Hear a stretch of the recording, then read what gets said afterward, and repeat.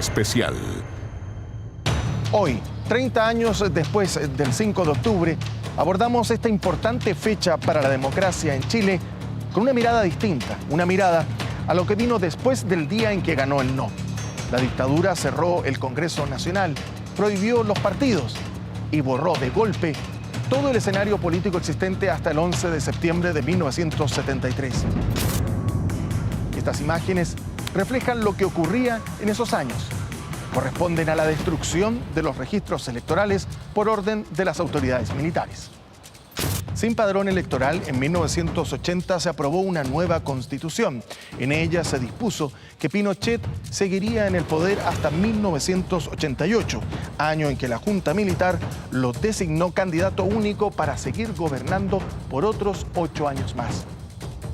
Esa nominación debió ser sometida a un nuevo plebiscito, pero esta vez con registros electorales. La información de este minuto para el diario de Cooperativa dice que a muy pocas horas de que se inicie el plebiscito en Chile, gran parte del territorio nacional se encuentra sin energía eléctrica. Los partidos políticos de la concertación por el no han formulado un llamado perentorio a la población a no dejarse atemorizar por estos sucesos y acudir a las urnas mañana para emitir el voto desde la primera hora. En estos momentos el local se encuentra completamente lleno. Con número de mesa, al final no la dejan ni votar. Seguimos en este salón plenario del edificio Diego Portales, que es el verdadero centro y corazón computacional del plebiscito realizado hoy en nuestro país. Sí, hay algunas personas que han visto grupos de gente con pasamontaña y con armas. No hay autorización para reuniones. Nosotros llamamos a todos los chilenos a mantener la serenidad y a esperar los resultados finales. Hace algunos minutos ingresaron a la sede del gobierno los integrantes de la Junta de Gobierno. Dice que realmente ganó el no, al menos para mí, yo lo tengo bastante claro ya. Porcentaje para la opción no, 54.68%.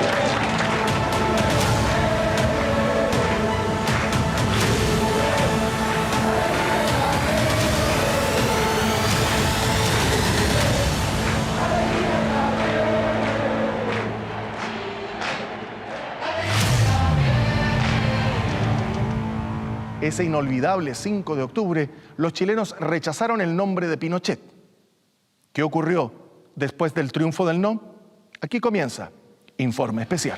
Compatriotas, reconozco y acepto el veredicto mayoritario expresado en el día de ayer por la ciudadanía. Respetaré y haré respetar este resultado en consonancia con mi norma de conducta invariable como jefe del Estado. Evidentemente que me sorprendió en la derrota de Miguel Pinochet. Pensaba que él podía ser elegido presidente de la República por el periodo que se iniciaba el 11 de marzo del año 1989. No fue así. Los que teníamos en ese momento alguna mayor influencia en el proceso era de honda preocupación, porque nuestro triunfo había sido muy emocionante, pero había sido muy precario. Nosotros obtuvimos un gran triunfo electoral, 57% de los votos contra 43%. Quiero decir que el 43% de la fuerza del sí no era menor, y representado por dos partidos estructurados que eran Renovación Nacional y la UDI. Yo reconocía la victoria del no, pero no voy a por eso cambiar lo que dice la Constitución y lo señala taxativamente.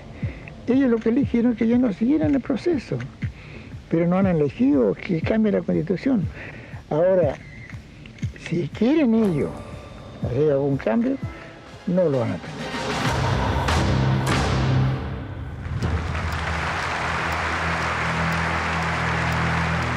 Pinochet vio frustrado su propósito de gobernar 8 años más y debió convocar a elecciones libres para el año siguiente, con el objeto de elegir al primer presidente democrático y a un nuevo Congreso Nacional. En los siguientes 17 meses, el régimen militar podría hacer todas las maniobras políticas para reforzar su institucionalidad consolidada en la Constitución de 1980. El 5 de octubre solo era una derrota electoral en el camino trazado. Para el sector que respaldaba a Pinochet era suficiente haber tenido un 40 y tantos % de los votos. Eso era yo diría que incluso para Sergio Fernández, a pesar de que la misión de Sergio Fernández era ganar el plebiscito y lo perdió. Ministro, escuchándolo a usted, pareciera que hubieran ganado el plebiscito. Exactamente. La inmensa mayoría de los chilenos está con el general Pinochet. El resto usted tiene que dividirlo por 16, porque el comando del no eran 16. Dividida por 16, el 55% o qué otro cálculo quiere hacer. No hay ninguna fuerza política en Chile más importante que el apoyo que tiene el presidente Pinochet. Fernández no podía sostenerse porque había sido la cara del sí, ¿no? Él soportó unos días toda la embestida, digamos, externa e interna, y con Fernández, dado que había sido el jefe de la campaña, desde el punto de vista de la oposición tampoco era viable negociar. 2 semanas después de su derrota en el plebiscito, Pinochet ordenó el cambio de gabinete. Sergio Fernández abandonó el Ministerio del Interior y fue reemplazado por el economista Carlos Cáceres. El gobierno militar terminaba el 11 de marzo del año 1990 y por lo tanto le correspondía al gobierno militar la dictación de todas las leyes que estaban previstas previo al inicio de la plenitud democrática, y esa responsabilidad era responsabilidad del gobierno militar. El proceso de amarre se da exactamente en el año que va del 5 de octubre a la toma de posesión del presidente Elwin, y en eso Carlos Cáceres jugó un papel decisivo, que no fue el de contener las cosas como estaban antes, sino hacer los ajustes mínimos que les dieran la posibilidad de seguir con una minoría conduciendo la marcha del país por un tiempo largo después de restablecer un gobierno civil. Yo no lo llamaría realmente las leyes de amarre, ¿no? Creo que fueron todas leyes que estaban previstas, que de alguna manera debían integrar el aparato institucional del país. Ahora, que eso se llame, entiende, leyes de amarre, porque de alguna manera limitaban el poder presidencial, honestamente yo no las veo así. Todas eran de amarre. Todas las leyes orgánicas constitucionales, hay que revisar los diarios del mes de marzo, la cantidad de leyes, para dejar todo amarrado y bien amarrado. Resulta que Pinochet, en el último año de su gobierno, en una Corte Suprema que, si no me equivoco, tenía 19 miembros, nombró 9 miembros en el último año, sobre la base de ofrecerle a los ministros de la Corte Suprema una subvención especial si renunciaban, con lo cual heredamos una Corte Suprema absolutamente pinochetista. Asumió un gabinete que, por las personas que lo componían, se entendía que era un gabinete que venía a dialogar. Pero también hay que decir que este gabinete asumió con la instrucción expresa de Pinochet de no negociar nada. El secretario general Andrés Alamán dio a conocer la posición del partido respecto del resultado del plebiscito. La alianza ocasional por la opción no jamás podrá dar una conducción coherente al país, por estar integrada por personas y partidos que profesan concepciones contrapuestas respecto del Estado y de la sociedad. Cuando se produce el triunfo nuestro en el no, nosotros nos encontramos con una Renovación Nacional, el Partido de Renovación Nacional, dividido en cierto modo. Había una parte que era muy pinochetista y había otra parte que era mucho más abierta a la democracia. El problema político que surge inmediatamente después del plebiscito de octubre es precisamente que un sector del país decía, mire, la Constitución se mantiene tal como está y no se le mueve una sola coma. Y al otro lado había un grupo que era fundamentalmente el que había ganado el plebiscito, que tenía la tendencia a decir, bueno, a la Constitución no se le acepta ni la primera letra. O sea, existía la posición de revisar muchas de las cosas que habían sido hechas al amparo de la dictadura por Pinochet. Lo cual no quiere decir que tú no vas a respetar. Cuando se toma la decisión de ir al no, es la decisión de decir, bueno, por primera vez yo sé qué camino va a transitar Pinochet para seguir. Si yo me preparo, me inscribo en los registros, formo un partido, tengo apoderados y cuento los votos, le gano.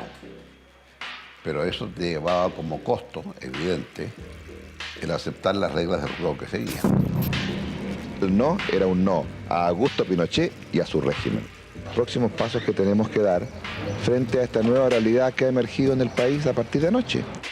Inmediatamente después del plebiscito empezamos a sentir que cambió nuestro modo de pensar. Antes, el pensamiento único es cómo echamos a Pinochet. Ahora tenemos una responsabilidad en el país. Y por lo tanto, cómo gobernamos. Ricardo Lagos en esa época tenía un rol protagónico en la Concertación como fundador del Partido por la Democracia, PPD. Creo que el PPD fue fundamental para que la izquierda en Chile tuviera una expresión. El triunfo del no debía sacar dividendos y para ello era necesario ponerle un rostro. Lagos, al igual que el resto de la Concertación, estaba de acuerdo en que era indispensable tener un candidato único. El PPD, primero intentó proclamarme y yo les expliqué que eso no era viable.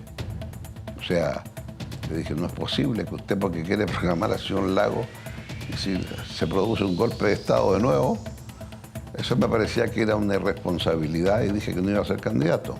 Estaba convencido de eso. Y entonces en esa ocasión se optó por proclamar a Enrique Silva Sima.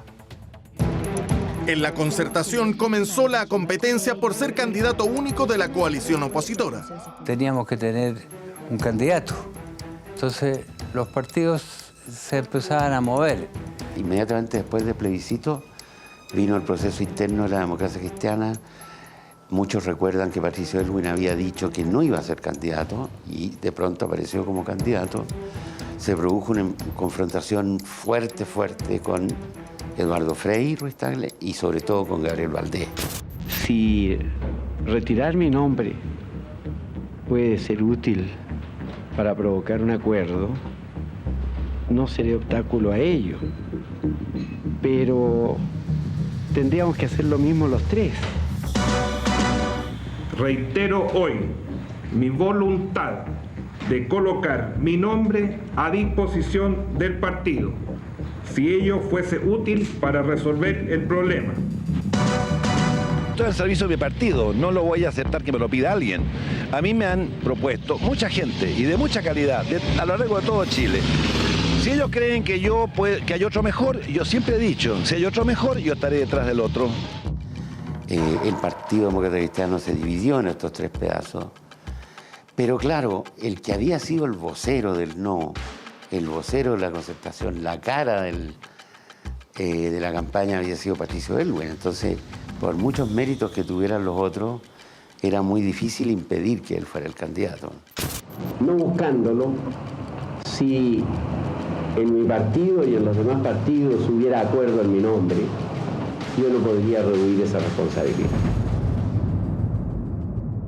Yo recuerdo una caminata en Algarrobo Norte, de haber sido, no sé, a fines del 88, de esas caminatas familiares. A mi papá le gustaba salir a caminar y hasta bien viejo salíamos a caminar en las mañanas y qué sé yo.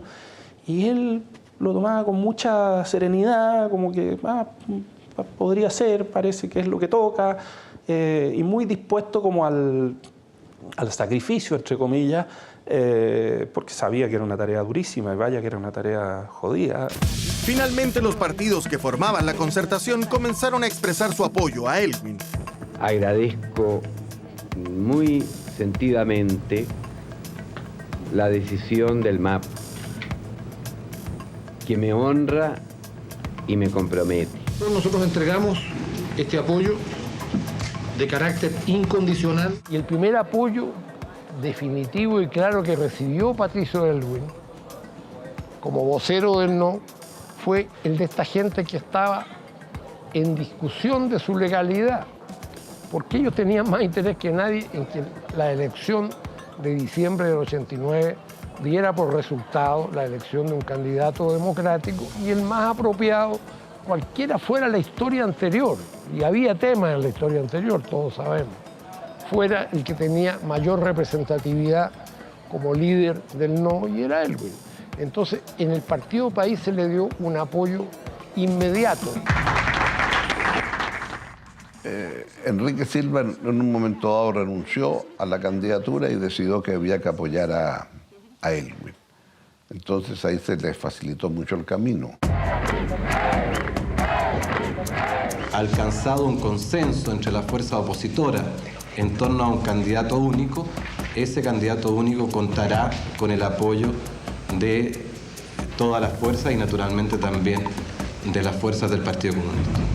Llamamos a votar por Elwin por esta razón, diciendo el país, nuestra gente quieren reposo.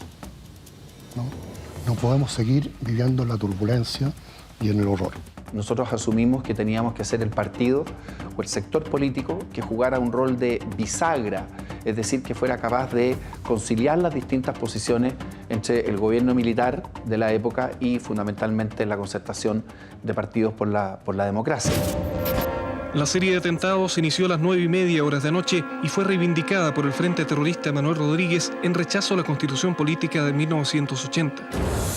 Renovación Nacional llama a los chilenos a rechazar todo intento de desconocer la Constitución Política o cerrar la vía democrática por medio de la violencia y el caos.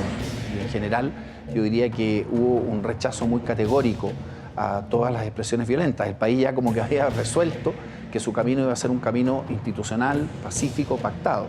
El número de atentados mensuales que se producía en esa época era como de 200 atentados al mes, o sea, era una situación de violencia latente, ¿no? El primer día que yo llego al Ministerio del Interior, el día 21 de octubre, esa noche ocurre el ataque al retén de Los Queñes. Un grupo de extremistas atacó por sorpresa el retén fronterizo Los Queñes. Después de destruir el vehículo policial, quemó también el retén y asesinó al cabo segundo de Carabineros, Juvenal Vargas Sepúlveda. Frente de Manuel Rodríguez, ¿no estaría haciendo una escalada nacional? Escalada no puedo decir, son golpes de audacia, golpes de sorpresa, pero la segunda etapa es la que nos corresponde a nosotros. Hemos tenido bastante éxito, muy satisfechos porque se ha desbaratado esa cédula que se atrevió a atacar un cuartel. El primer hecho de gran magnitud fue la muerte del comandante José Miguel en Los Queñes, en un acto, en una acción militar que todavía hoy día es incomprensible. Bueno, frente a Manuel Rodríguez, ustedes saben que por motivos, al parecer, de conveniencia de ellos, está jugando a que están divididos. Unos dicen que sí, otros dicen que no son, en fin. Pero nosotros no somos ni los dueños del frente, ni tampoco dirigimos sus acciones, ni tampoco los condenamos en la forma como lo condena gente que no respeta, a gente que se juega incluso la vida por en defensa de la libertad y de la democracia en Chile.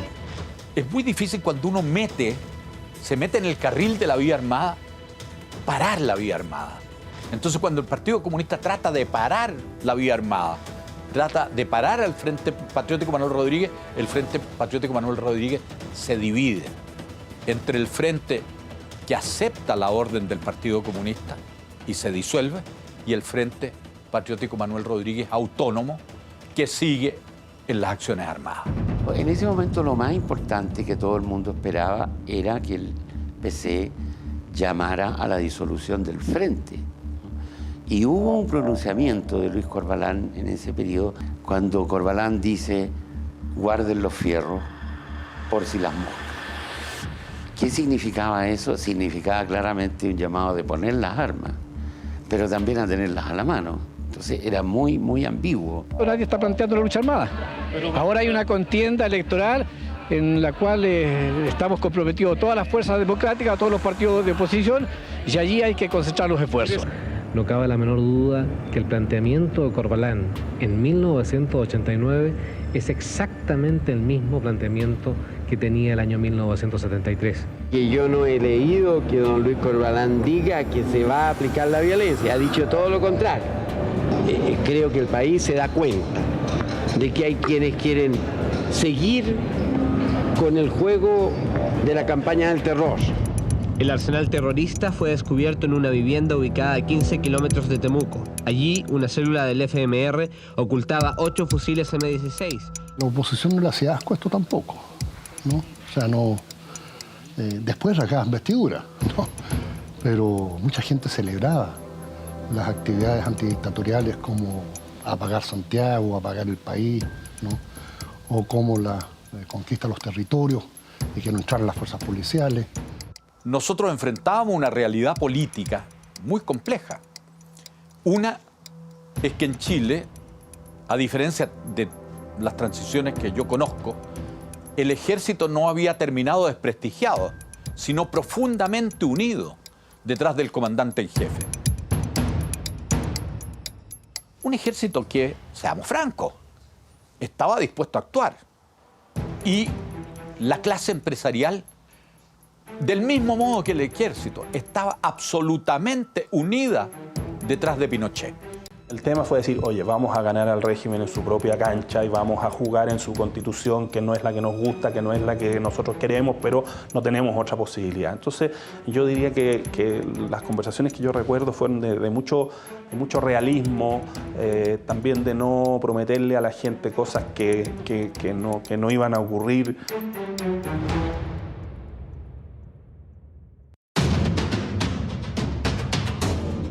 La Constitución de 1980 dejaba fuera de la ley al Partido Comunista con su artículo 8º. Para la Concertación aquello atentaba contra el pluralismo político al dejar fuera a quienes propagaran la lucha de clases.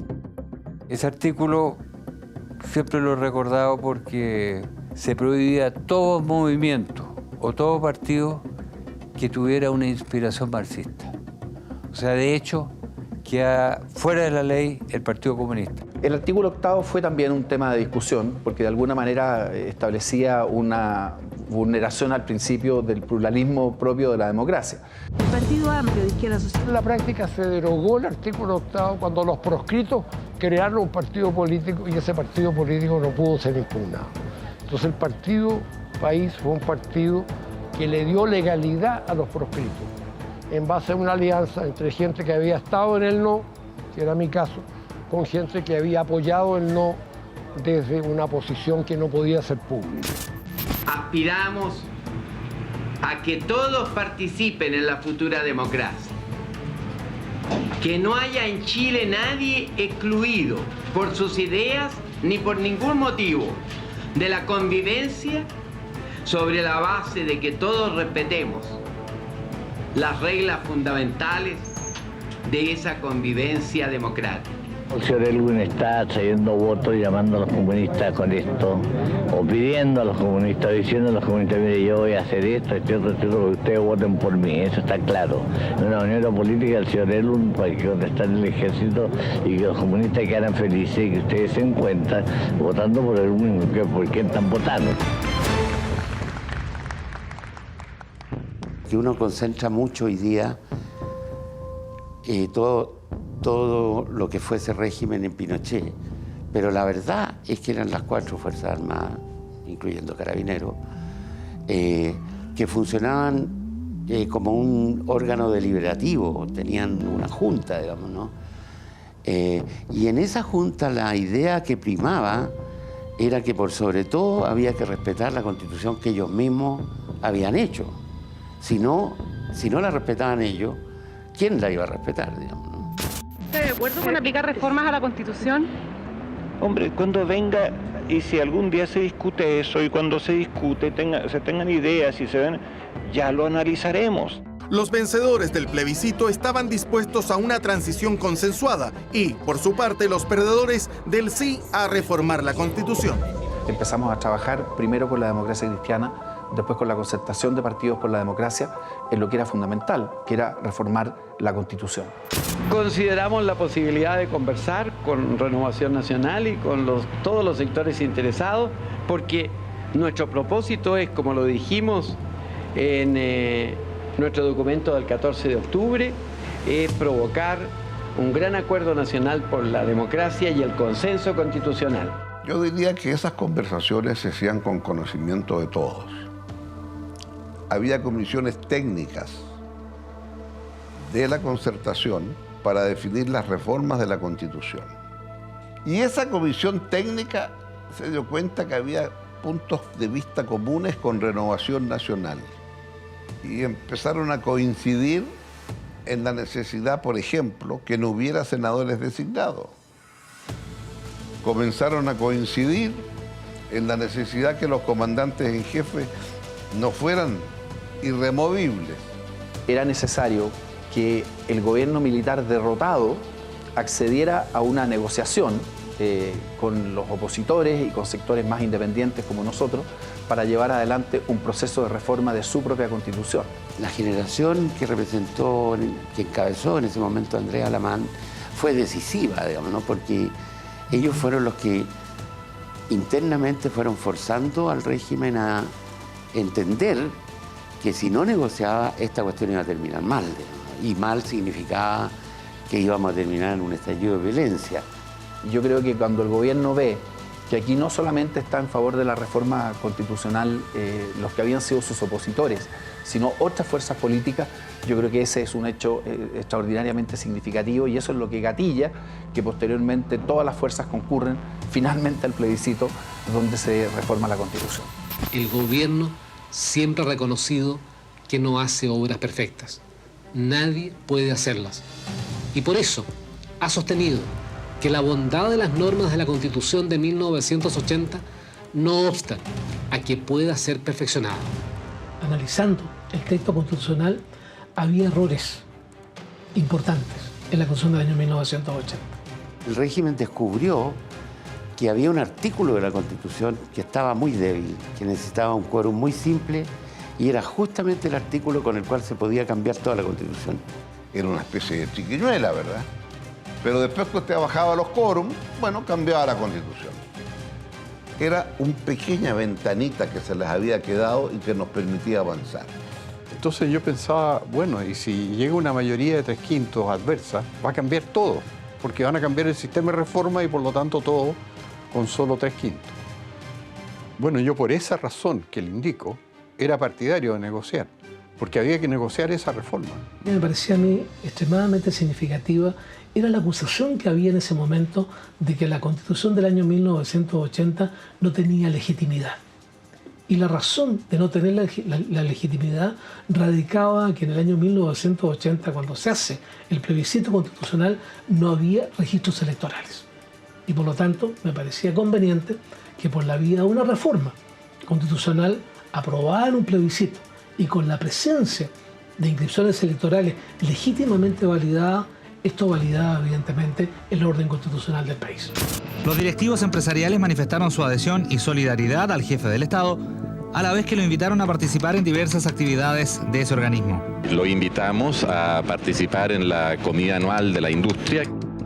El mundo empresarial creía que Pinochet había hecho un milagro económico y creía que ya que volvían al poder parte de los mismos que los habían expropiado, la democracia cristiana con la reforma agraria, el gobierno de Salvador Allende con las 91 empresas, la expropiación, entonces ellos pensaban mucho de que aquí lo que iba a volver era un régimen que los iba a expropiar y en consecuencia estaban muy asustados, muy asustados.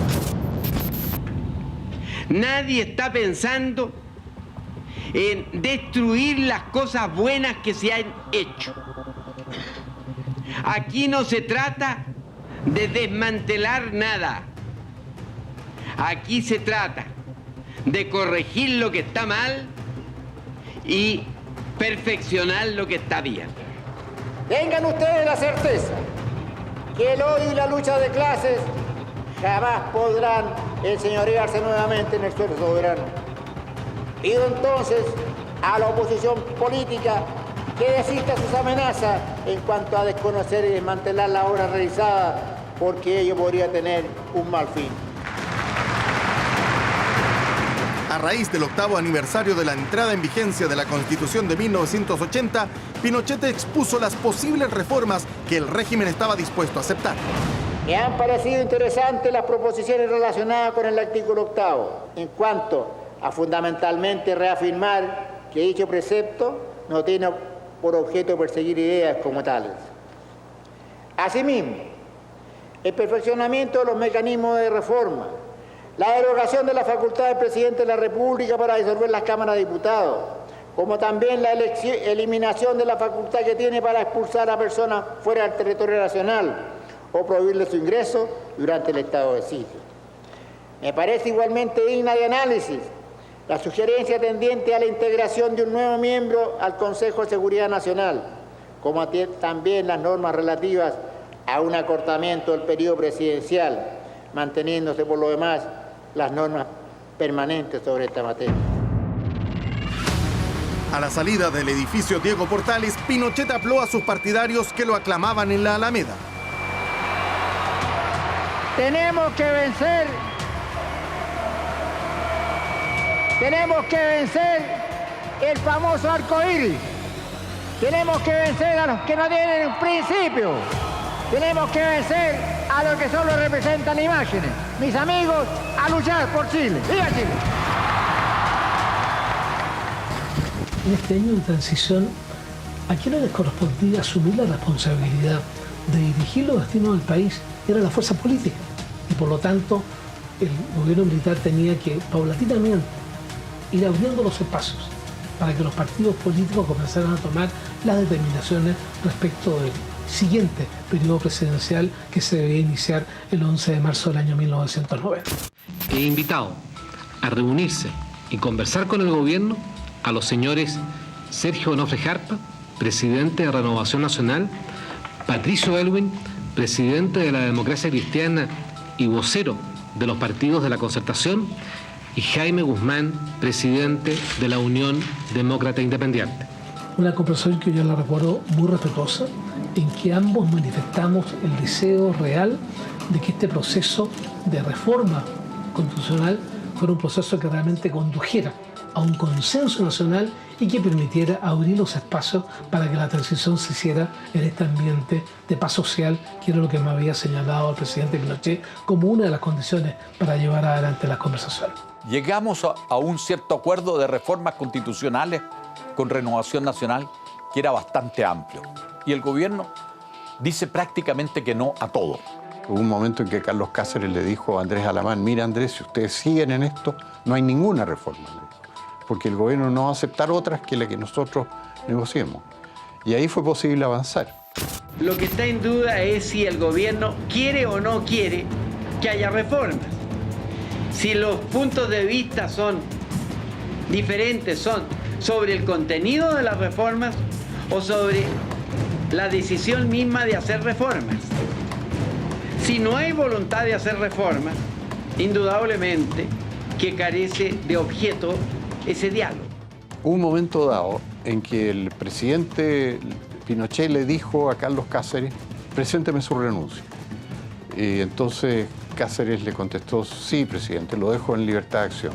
Pinochet le dijo: yo no necesito que usted me deje en libertad de acción, yo tengo libertad de acción. Dijo, así que presénteme su renuncia. Probablemente no había la convicción de que era un paso importante a dar en materia de una reforma constitucional, y eso derivó en que el presidente Pinochet me pidió la renuncia al cargo, significó la renuncia de otros ministros de Estado. Y entonces esa presión hizo que Pinochet, cuando Carlos Cáceres había ido a retirar sus cosas ya del ministerio porque se consideraba renunciado, le dijera: acompáñeme a la ceremonia del aniversario de Carabineros, como si no hubiera pasado nada. Y en el camino le dijo: usted sigue a cargo de todo el proceso y siga adelante, ¿no? Puedo expresar la voluntad tanto del Partido Demócrata Cristiano como de los partidos de la Concertación de contribuir a que el consenso constitucional que todos anhelamos se pueda producir, al menos en algunas materias importantes que permitan avanzar efectivamente hacia una transición pacífica, ordenada y efectiva hacia la democracia.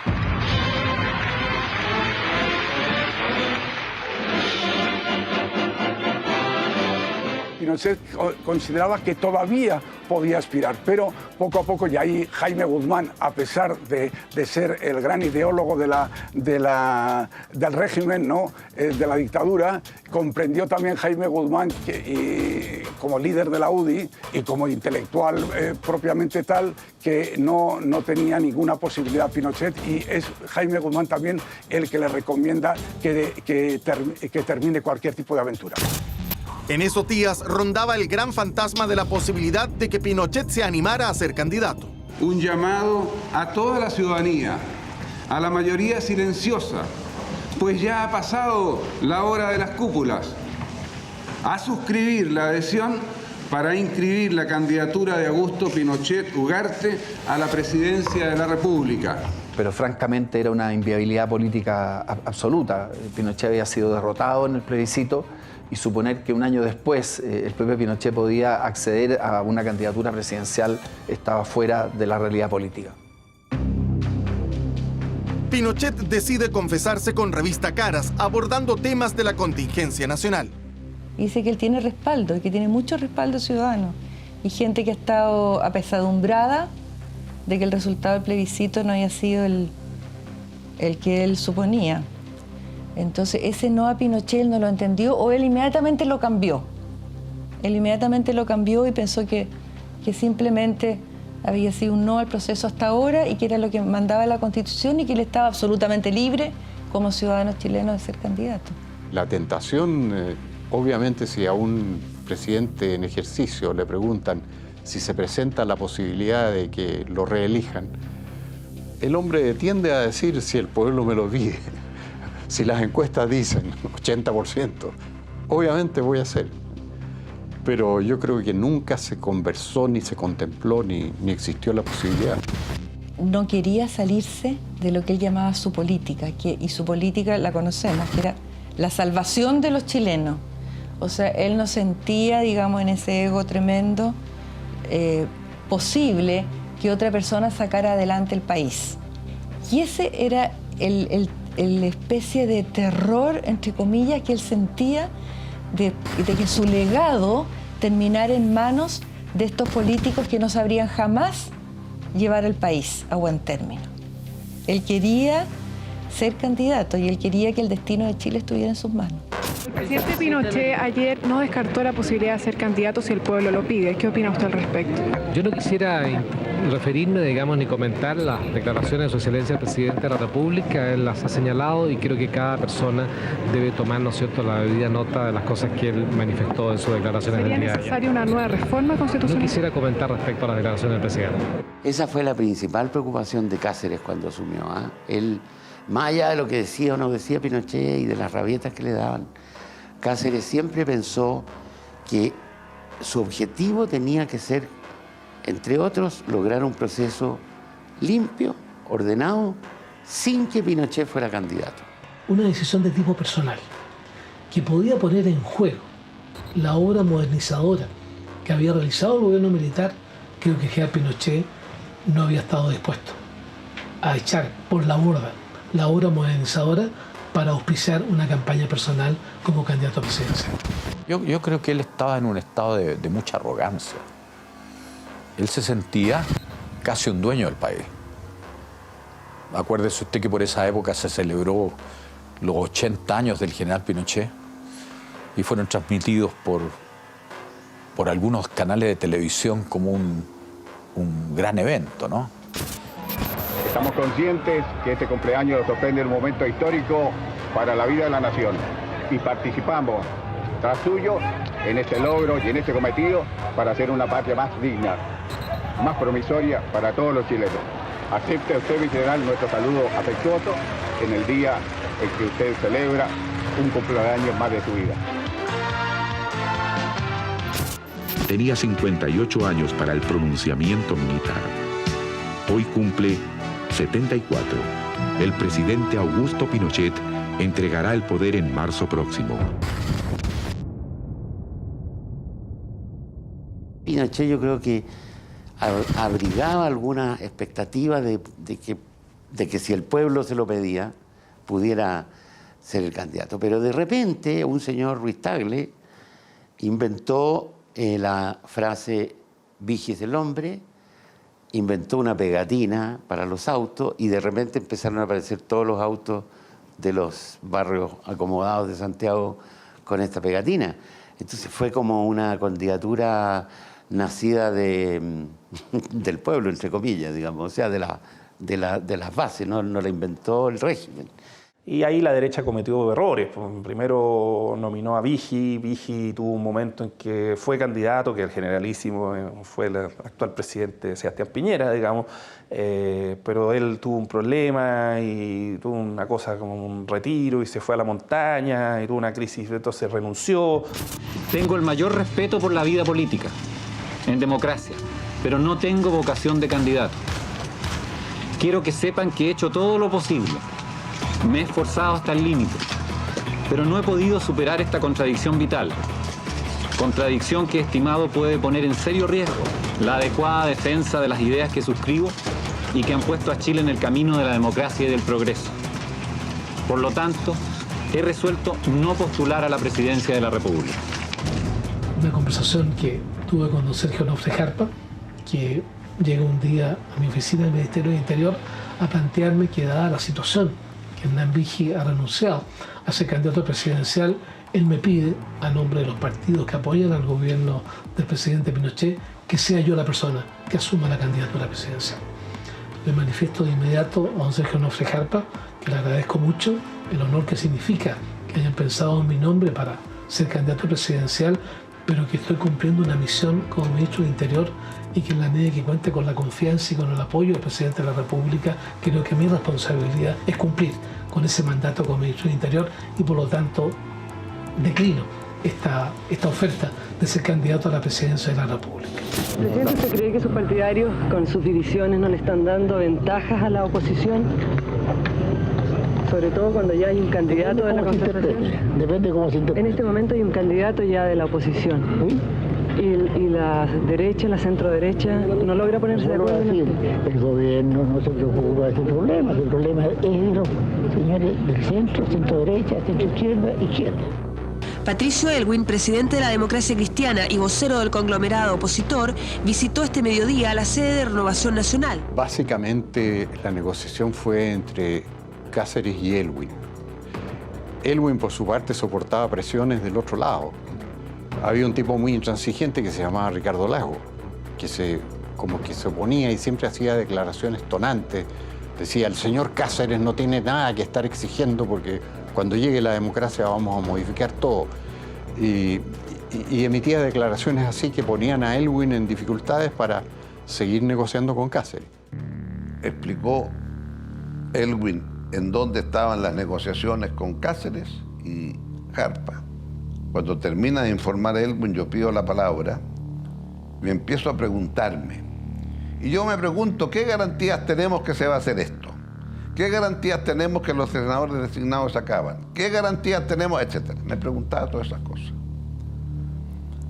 Y eso una vez que yo vi a Aylwin enojado, golpeó la mesa y dijo, la garantía es que tenemos este acuerdo solemne. Y claro, yo me di cuenta de la situación que se creaba porque después que habla Aylwin, las 17 caras se dirigieron a mí, yo estaba frente a él. Y si yo decía, mire, yo no estoy de acuerdo, se quebraba la concertación. Esa responsabilidad era una irresponsabilidad hacerlo. Y opté entonces por una salida simple. Patricio, yo no sé por qué se enoja tanto usted, si yo estaba preguntando nomás. Y la carcajada fue un poquito grande y terminamos el asunto. Yo creo que la base de una negociación, si tú y yo estamos negociando, es bien loco que yo te diga que yo quiero ganar las 100 y tú verdad y todas, o al revés. La negociación es eso, y la política es el arte de ponerse de acuerdo.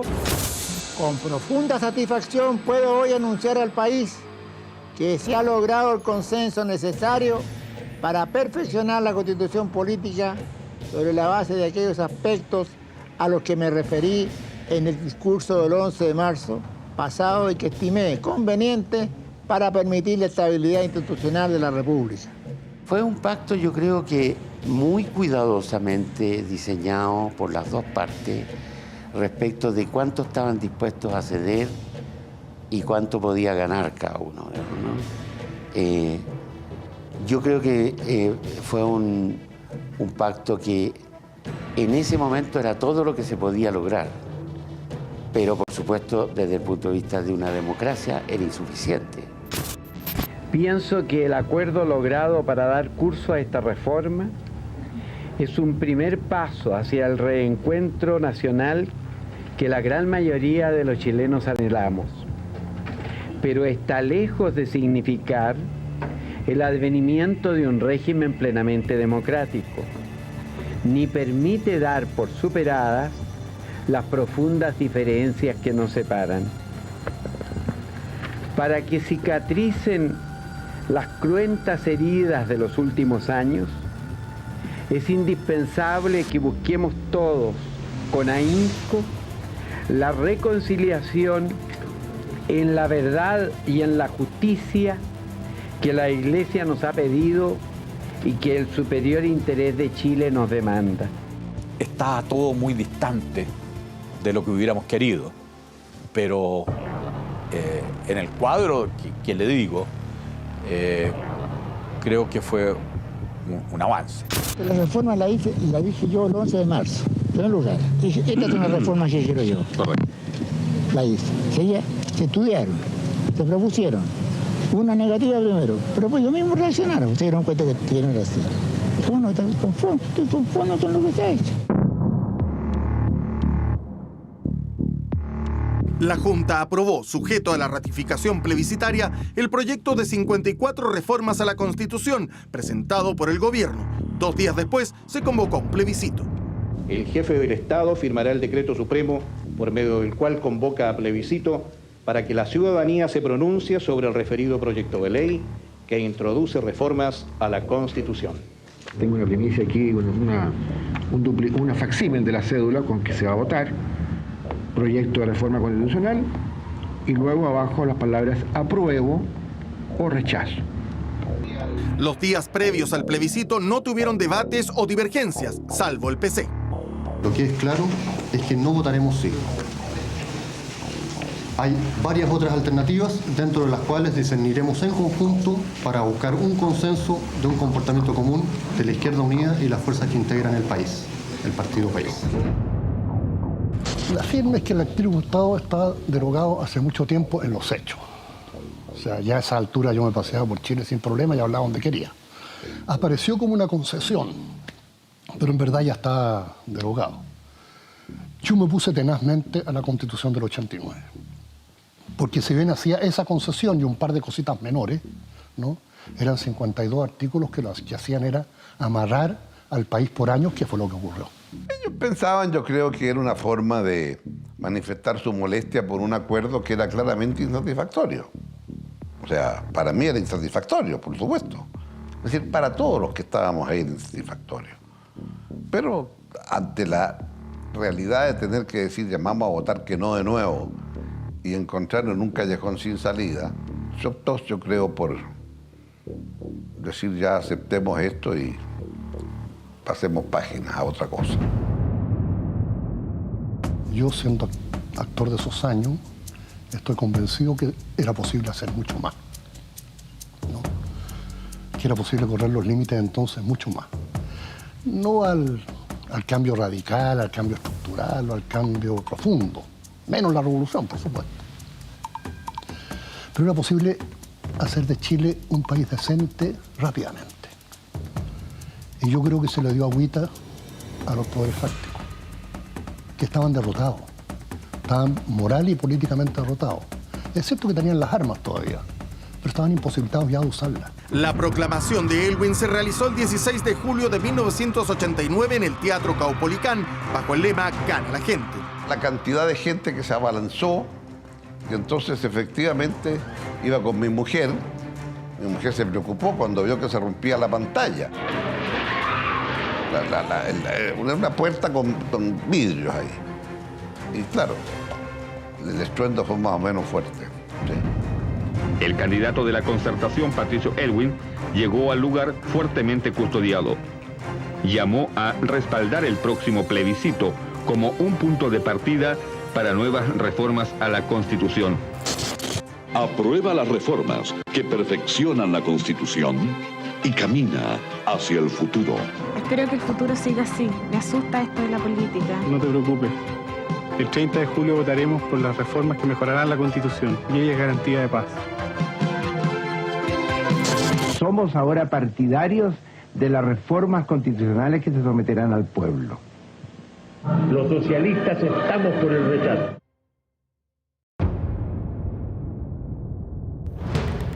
Bueno, había gente que no quería llegar a acuerdo porque era una constitución hecha entre cuatro paredes y una constitución hecha por una dictadura. Pero había que explicar que teníamos que recuperar la democracia y que así como ya habíamos logrado en conversaciones con Cáceres, con el propio Jaime Guzmán y otra gente de derecha que ya con la derrota estaban dispuestos a hacer algunos cambios. Algunos. Elwin procede a introducir su voto en la urna respectiva. ¿Es caso público todavía aquí en el Instituto Superior de Comercio? De acuerdo al recuento que ustedes tienen hasta este momento, ¿cuál es la tendencia? Apruebo, la mayoría. Las reformas recibieron el 85,7% de aprobación.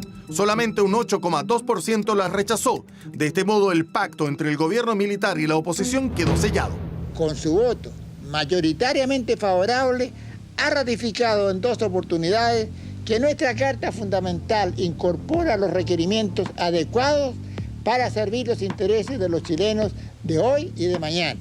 No tiene derecho para invocar el plebiscito de ayer como una segunda ratificación de la Constitución. En definitiva, se optó por la fórmula de elevar los quórums, pero establecer que un solo Congreso puede modificar cualquier materia de la Constitución si reúne los 2/3 de los miembros en ejercicio de ambas cámaras. Hasta ayer, modificar una Constitución en los aspectos sustanciales requería de 2 congresos sucesivos, y eso quería decir que el pueblo de Chile tenía que esperar hasta 1995 para cambiar una Constitución. A partir de ahora, respecto de aquellos aspectos sustanciales, es posible cambiar la Constitución en marzo próximo. Nosotros estábamos exigiendo que terminara el binominal, no pudimos. Estábamos exigiendo fin de senadores designados, no pudimos. Y fue todos esos puntos que cedimos pensando que íbamos a tener el acuerdo con Renovación Nacional para hacerlos después, de común acuerdo, en el primer año de gobierno. Y ahí es cuando se fue a cobrar el cheque y resultó que no tenía fondo. Finalmente llegamos a la conclusión que era preferible eliminar ese artículo 8º, cosa que finalmente se hizo. Se amplió entonces este punto de vista la libertad como orden de la democracia. Disminuir el peso de los militares en el Consejo de Seguridad Nacional, agregando al Contralor y limitando sus posibilidades. Pero durante un tiempo tuvimos un Consejo de Seguridad Nacional que no existe en ninguna democracia del mundo. Nosotros nunca aceptamos eso, pero era la regla del juego. Nunca conocí ninguna negociación sobre derechos humanos. Nunca.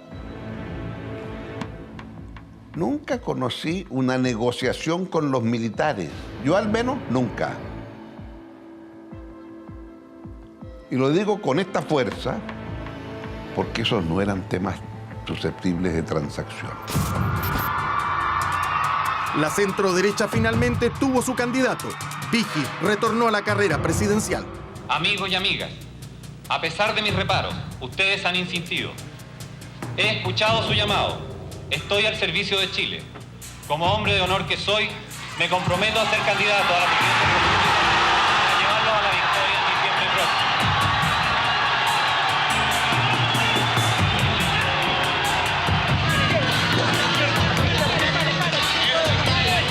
Momentos históricos. Agradezcamos a don Hernán Vigil.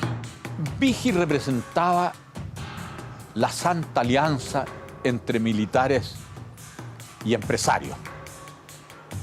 Tampoco no era una alianza escrita, pero los empresarios estaban absolutamente detrás de Vigil.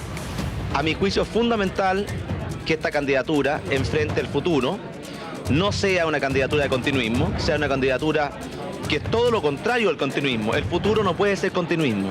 Uno puede mirar el pasado, puede aprender el pasado, puede no olvidar el pasado, pero es fundamental superar el pasado.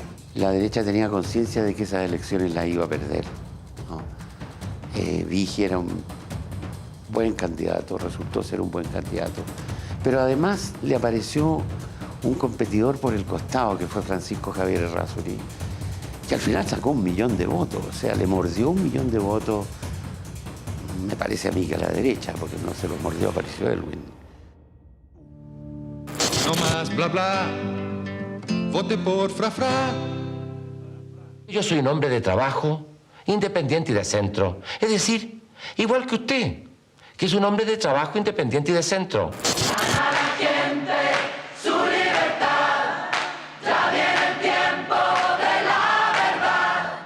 El cariño de la gente, la manera, la esperanza de la gente, la manera como la gente lo trataba, lo recibía. Fue una campaña muy, muy bonita. Con alegría, con fe, con toda confianza, vote por Patricio Elwin. Escucha, piensa. Vigil. Mi proyecto busca dar más oportunidades y más libertad a todos los chilenos. Los candidatos de los que fueron partidarios del sí tenían mucho más recursos que nosotros, pero nosotros había que poner Elwin en alguna parte donde íbamos a tener un compromiso, llamábamos a las juventudes y al día siguiente estaba todo pintado como lo habíamos solicitado. Hoy día es difícil. Hoy día uno pide que pinten algo y le pasan un presupuesto. Le dicen 50% al contado, 50% al final. Había mística, había espíritu. El Pato Elwin, Chaquilla Vigil por su particular corte de pelo, o Fra Fra por el tartamudeo de Errázuriz. Presidente, a 2 meses de la elección, ¿cómo definiría usted el ambiente que existe en el país? La definiría como una taza de leche, donde abajo están todos los microbios y arriba hay una nata, tranquila. La campaña incluyó el primer debate presidencial televisado de Latinoamérica.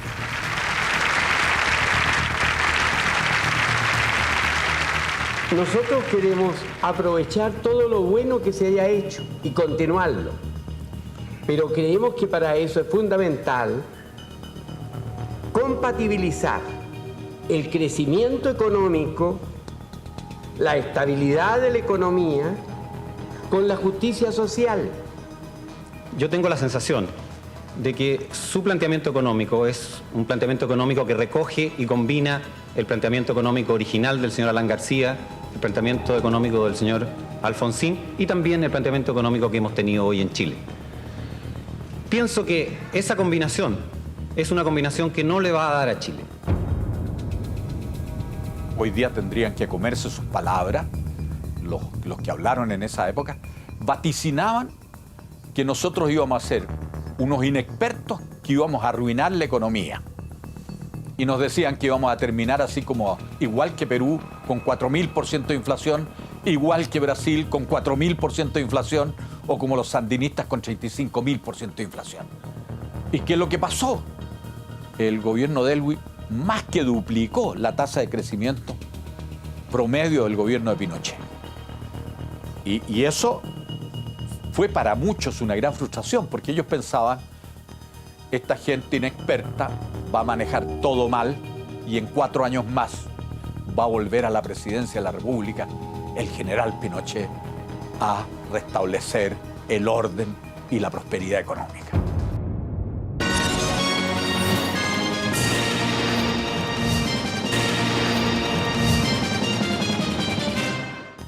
Esta gente inexperta va a manejar todo mal y en 4 años más va a volver a la presidencia de la República el general Pinochet a restablecer el orden y la prosperidad económica. Los sectores más radicales estaban agrupados en la Izquierda Unida. Sus dirigentes se reunían para discutir los pasos a seguir ante el escenario político que enfrentaban. Esa noche estábamos en la calle Bulnes, en la oficina de la Izquierda Unida, conversando varios de... Y me acuerdo que dijimos con Gécar y con otros compañeros, dijimos vámonos juntos, porque si bien había otra condición, todavía estábamos en riesgo nosotros. Gécar no dijo, me voy a encontrar en la esquina con Laida, con la familia, así que tranquilos, me voy. Y caminando por la calle Bulnes hacia la Alameda, lo acribillaron sin decir aguabá. Un comando de la CNI asesinó al dirigente del MIR, Gécar Necme, quien había expresado su disposición a participar en el juego democrático. El asesinato de Gécar Necme tuvo por objeto mandar un mensaje claro. No nos olvidamos que es lo que usted hacía antes de hacer ahora como está haciendo la campaña política. Yo estoy seguro que era porque Gécar era uno de los dirigentes preclaros, jovencito, pero de una claridad estratégica y de un compromiso y de una... se van a sorprender, es de los dirigentes de izquierda más afectuosos y carismáticos que yo he conocido a pesar de su corta edad. Entonces era evidente que iba a ser un hombre que iba a influir mucho en los destinos de la izquierda chilena. Yo creo que más allá de la coyuntura, de generar terror, que fue el objetivo táctico inmediato, también escogieron a Gécar porque podían haber escogido a mí o a otro, pero escogieron a Gécar por el futuro que era Gécar. Había un enorme miedo en la gente, incluso los que habían sido militantes y habían sobrevivido. Y hubo que crear una cierta mística y una cierta sensación de que se podía trabajar políticamente sin correr el riesgo de la desaparición o de la represión. Y eso fue un problema en todo Chile. La noche antes de la concentración final en Iquique hubo un apagón. Al día siguiente, mi papá viajaba en un avión chico, un Navajo Piper de 10 personas. Viajábamos, era una comitiva reducida. Despegamos de Iquique, 30 segundos, cuando íbamos despegando, de repente mi papá mira para el lado del ala y dice, mire, si hay un hilito negro, y está saliendo un chorro de aceite. Se prendieron todas las alarmas, van a aterrizar, qué sé yo. Bueno, el Pablo Wolf, que era el piloto, dice hasta el día de hoy, yo lo he conversado varias veces después con él, nosotros hicimos todos los protocolos, revisamos todos, o sea que claramente aquí hubo una mano mora que, bueno, uno nunca supo, ¿te fijas? Los masivos cierres de campaña fueron escenario de fuertes emplazamientos. Hoy invito a Patricio Aylwin a repudiar el apoyo que públicamente le han dado el Partido Socialista, el Partido Comunista y el MIR, cuyos líderes justifican la violencia. Lo digo ante Chile entero y aquí en presencia de los dirigentes y militantes comunistas que me acompañan. Como ellos lo han dicho, no tenemos nada secreto entre nosotros. No tenemos otro acuerdo que el acuerdo de la concertación con el programa que hemos presentado al país. Y hubo siempre acuerdos y conversaciones con toda la oposición. Es cierto que la DC, una parte de la DC ocultaba estas conversaciones, pero nadie podía estar ajeno a esto.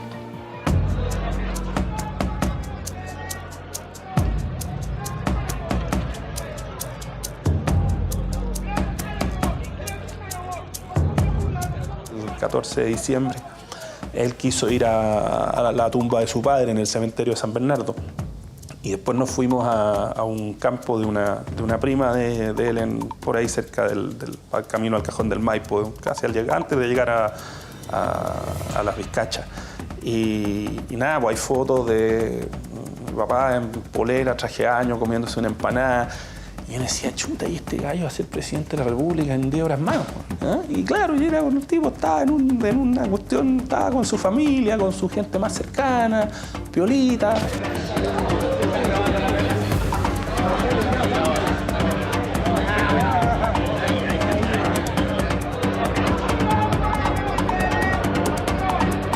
Patricio Aylwin 3.577.669 votos, lo que significa un 53,9%.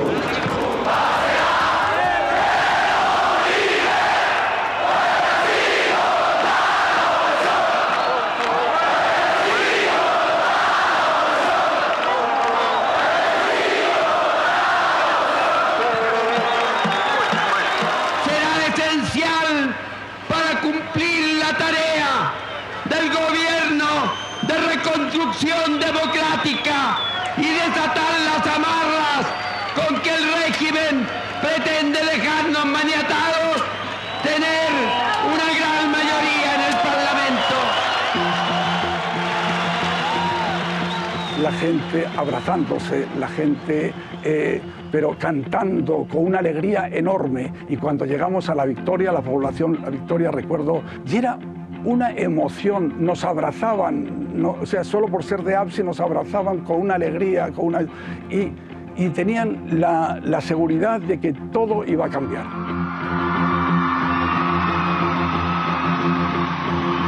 Me tocó un día que Cáceres fue a la casa después de la elección, me tocó salir a mí a abrir la puerta. No es que llegó de improviso, todo el mundo sabía, pero me tocó a mí salir a abrir la puerta. Carlos Cáceres era una persona muy, muy correcta, muy ponderada, muy incluso ceremonial, una persona muy respetuosa de las formas. Recuerdo haber ido a conversar con el presidente Pinochet y decirle que la tradición de Chile era que el presidente en ejercicio visitaba al presidente electo. Bueno, por supuesto que esa era una situación bastante particular, pero sí me dio la instrucción o me expresó el deseo de entregarle una carta al presidente electo de Patricio Aylwin para que lo visitara a él en La Moneda. Y en esa reunión mi papá le dice, general, yo sé que yo no le puedo pedir esto porque no está en mis facultades constitucionales, pero yo creo que usted debiera dar un paso al costado y usted debiera dejar la comandancia en jefe del ejército. El presidente Pinochet, que me acuerdo sentado en el sillón presidencial, se echó para atrás y le dice, presidente Aylwin, la mayor seguridad que usted va a tener de que su presidencia de la República va a ser una presidencia que va a cumplir todos sus propósitos, es que yo me mantenga en el cargo de comandante en jefe del ejército. Y se acabó la conversación. Alternativas y pormenores nerviosos de lo que es un acto realmente espectacular, esta trascendental ceremonia de transmisión del mando.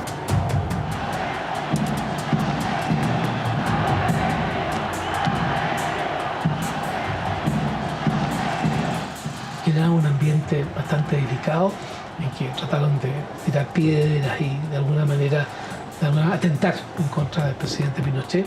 A momento determinado incluso el edecán militar tuvo que sacar la pistola para disparar en tienda al aire en el caso que fuese necesario. Fue una situación bastante compleja, pero finalmente logramos llegar al Congreso Nacional.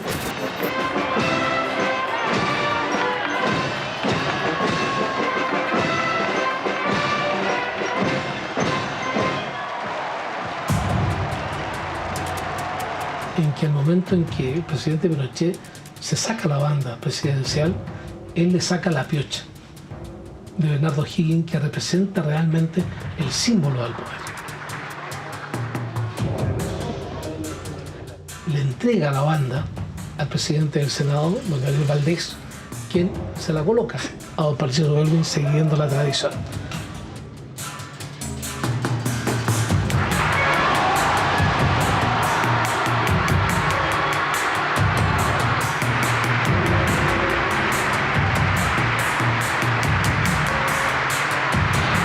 Segundos más tarde, el presidente Pinochet toma la piocha de Bernardo O'Higgins y él se la entrega directamente a don Patricio Aylwin. Y creo que allí hay una simbología muy importante. El gobierno militar había cumplido su compromiso.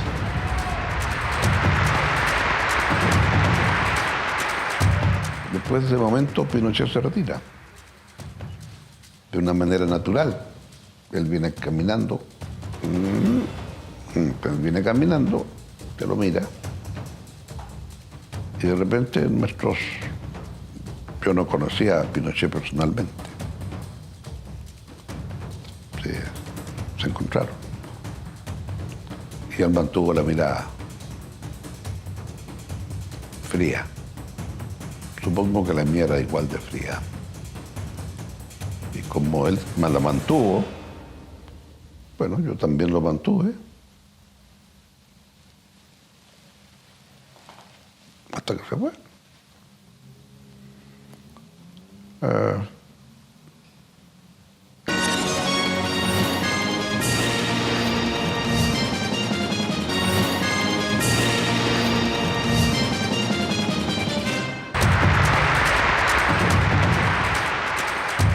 Después de ese momento, Pinochet se retira. De una manera natural. Él viene caminando.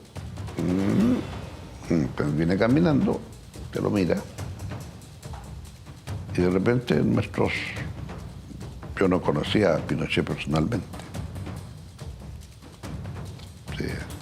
Se encontraron. Y él mantuvo la mirada fría. Supongo que la mía era igual de fría. Y como él me la mantuvo, bueno, yo también lo mantuve. Hasta que se fue.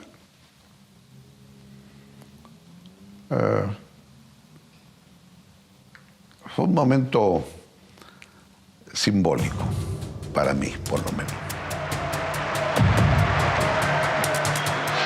Me abrazó de forma muy emocionada y me dijo: muchas gracias, Carlos, por la tarea que has desarrollado.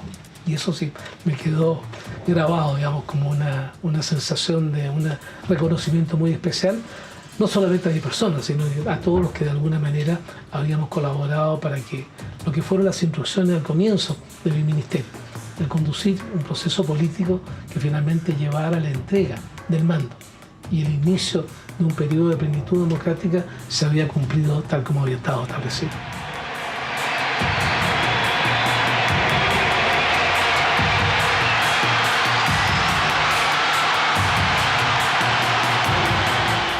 Yo estaba en la Plaza de la Constitución, nada más evidentemente como un espectador más, que estaba llena. Bueno, había un fervor enorme, había gente pobre, gente con vestuario sumamente deteriorado. Eso me llamó mucho la atención. Niños de 10, 11, 12 años que estaban allí.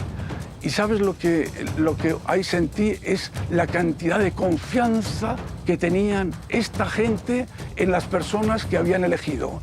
Ellos creían realmente que en ese momento eran ellos los que estaban entrando en la moneda. Eran ellos los que en adelante iban a tener, digamos, una voz adecuada y iba a haber un cambio muy fuerte respecto al anterior. Chile vuelve a la democracia y vuelve sin violencia, sin sangre, sin odio. Vuelve por los caminos de la paz.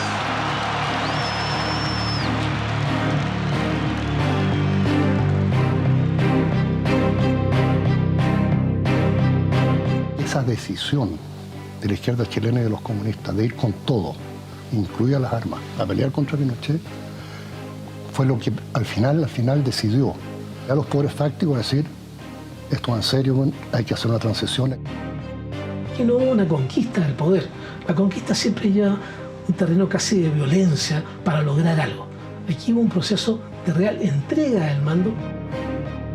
El país que tenemos hoy día, en parte se lo debemos a aquellas cosas que ocurrieron en aquel periodo que va del 5 de octubre del año 1988 hasta marzo, ¿no es así?, en que asume el presidente Elwin la presidencia de la República. Es el momento de mayor afiatamiento entre la ciudadanía y la dirigencia política. Y entonces, cuando ahora uno ve el grado de distancia entre la ciudadanía y las instituciones políticas, la ciudadanía y los partidos, la ciudadanía y sus dirigentes, caramba que hace falta poder recuperar esa confianza.